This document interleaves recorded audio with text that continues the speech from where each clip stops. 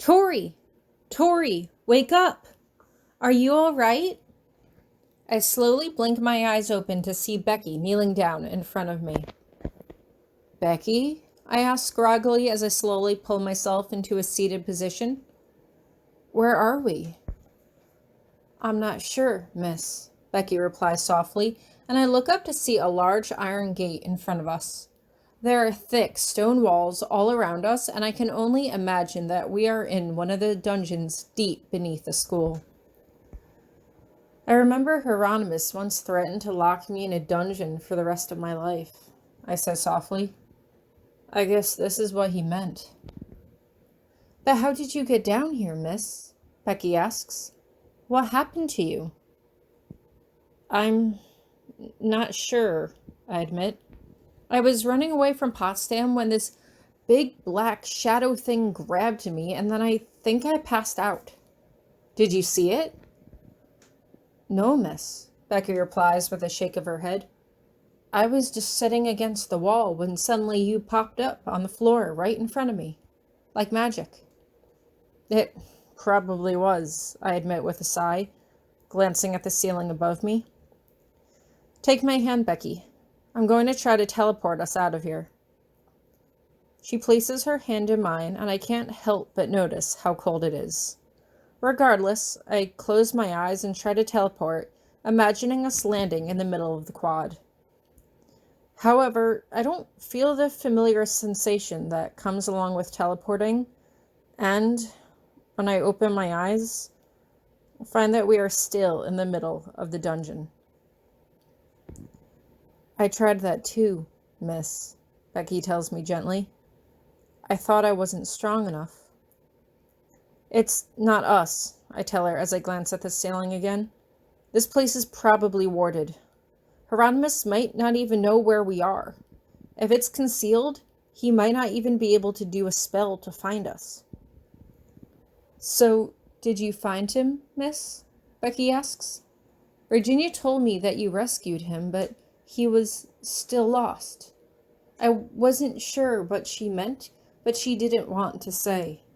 Then she never came back, and Professor Potsdam told me that she left the school.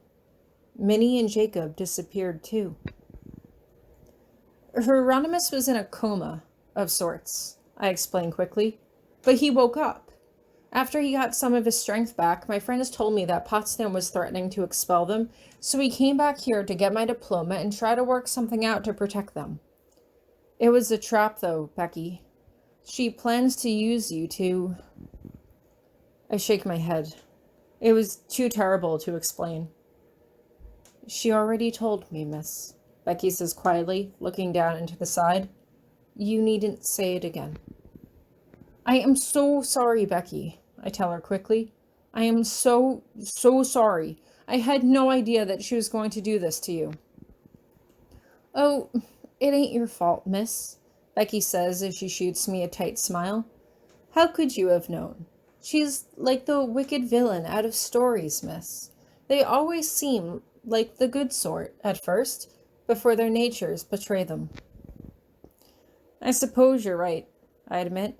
When I first came to school, she was always so friendly and cheerful and bubbly with everyone, like she wanted to be their best friend. There was always something off about her, though. I guess that's why she dropped her act around me pretty quickly. She could tell that I could see right through it. Becky gasps suddenly as she grabs my arm, and I look up sharply to see someone hovering outside of the cell. Potsdam, I snap at her, rushing towards the bars. What are you doing here? What did you do to Hieronymus? Oh, he's resting, Potsdam says with a wicked smile. You did not seriously believe that he could overpower me himself, did you? I stare at her, my eyes wide. Honestly, it felt like I just swallowed a gallon of cement and my body was trying to reject the foreign substance threatening to consume me whole. I don't need to swear to you. If you hurt him, if you so much as scratched him, I will make you wish you were dead. There is no need to fuss, Potsdam replies with a shake of her head. Despite the obvious, why would I possibly hurt him? I cannot complete this on my own.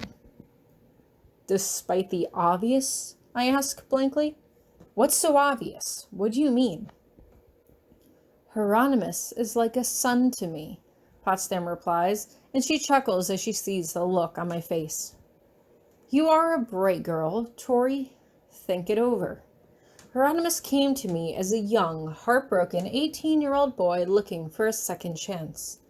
I spent over 10 years providing him with companionship, helping him grow his talents, and helping him foster his potential so that he would one day become a bright young man who would take over his father's seat and help you with anything you needed.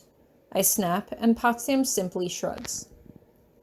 That does not mean I have not grown to care for him, she continues.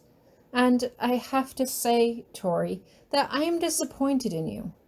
I picked you as a wife to Hieronymous because I knew you would be devoted and loyal, but not stupid. You just said that I was a bright girl, I remind her. And now I'm stupid? Pick one and go with it. You have intelligence, you just seem to choose not to use it, Potsdam replies. That nasty business with Damien aside, you spent the entirety of your junior year sneaking out at night, skipping class, and getting involved with Miss Middleton's reckless pursuit to save a girl who had already died. She shakes her head. I thought you would be the perfect wife to support Hieronymous. Instead, he has spent the past few years throwing away all of his potential just to chase you around and make sure you came to no harm. He even had to interrupt the middle of a staff meeting when you and your friends wandered into a forbidden area of the dungeons with a stolen hall badge. You have done more to limit his potential than his own father, Tori. I had such high hopes for you, but you are the one who is holding him back. I let out a deep sigh as I think it over. She was right. I hated to admit that she was right, but Potsdam did have a point. Hieronymous did have to rescue me and my friends when we snuck into the dungeon that January. I remember how angry he had been with me, but I didn't realize why at the time. I thought that it was because I had defied him, but I could only imagine Hieronymus's embarrassment as he came to rescue me, as if he was a father who had to leave work to pick up his errant teenage daughter. I did some foolish things, I admit softly, but Hieronymus loves me, and I love him. I can't promise that I will be the perfect wife any more than he can promise that he will be the perfect husband, but I am committed to try. I am dedicated to Hieronymus, and he is just as devoted to me. If you hurt me, you will never get anything you want. How very true, Potsdam replies.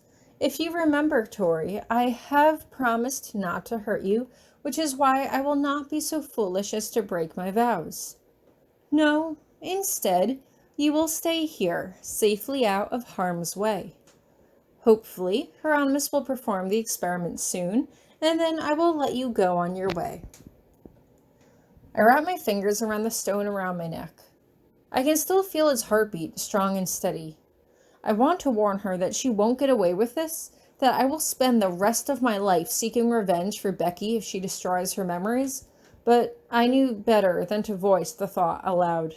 If I swore revenge, then Potsdam would find a way to make sure I spent the rest of my life in this cage so that I could never hurt her. No, instead, I had to tell Potsdam exactly what she thought she was going to hear. Potsdam thought that I was so blindly devoted to Hieronymus that I didn't care about anything or anyone else, and I had to use that to my advantage now. Fine, I say softly as I turn back to Becky. I'm sorry, Becky. I am, but Hieronymus means more to me than anything. I can't try to save you if it means you might try to hurt him. I am so sorry. I understand, miss, Becky says as she gives me a quick hug, and I can only hope she knows that I don't mean it as I wrap my arms around her tightly. Come, Becky, Potsdam says as she holds out her hand through the bars, and as Becky takes it, they both teleport away, leaving me standing alone in the dungeon. As soon as they're gone, I can't stop the tears that I feel welling up in my chest. I quickly wipe at my face with my sleeve, but the tears show no sign of slowing. Potsdam was right. I was stupid. She set the bait for the trap, and I was so eager to try to help my friends that I didn't think about all the ways that our arrival back at Iris Academy could go horribly, horribly wrong. But my friends? Where were they? I never had time to send them a signal to tell them that I had needed help. Had Hieronymous told them that Potsdam had attacked him? If he did, why didn't they come to his aid? Had he told them to stay away for their own protection? A sudden thought occurs to me. Bajorjan, I summon you. I call out, looking up towards the ceiling, but nothing happens. Nothing changes. The Manus does not appear. Of course he didn't. The dungeon was warded.